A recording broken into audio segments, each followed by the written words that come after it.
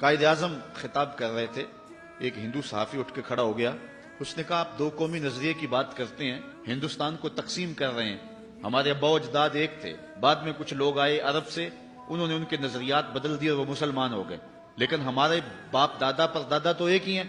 اس نے بڑے زوردار لہجے میں قائد اعظم سے گفتگو کی۔ اللہ تعالیٰ نے شخص کو بڑی بصیرتیں عطا فرمائی تھی، اور اللہ تعالیٰ جل شانہ نے پھر ان کے ذریعے یہ ایک بہت بڑا کام لیا۔ لوگ کہتے تھے دیوانے کا خواب ہے، ہو ہی نہیں سکے گا، لیکن پھر اللہ تعالیٰ نے کر کے دکھایا۔ تو قائد اعظم نے خاموشی اختیار کی، کوئی جواب نہیں دیا اس کا۔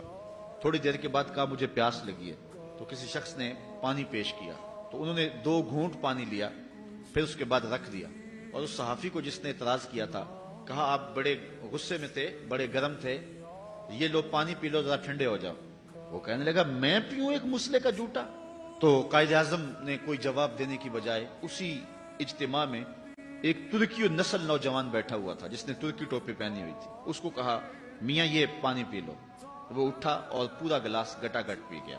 اب دوبارہ قائد اعظم اس ہندو صحافی کی طرف متوجہ ہوئے اور فرمایا کہ تو کہتا ہے کہ ہم ایک قوم ہیں، مجھے بتا کہ میں اگر اکٹھے زندگی گزارنا چاہوں، میری زندگی تیرے ساتھ گزرے گی یا اس کے ساتھ گزرے گی؟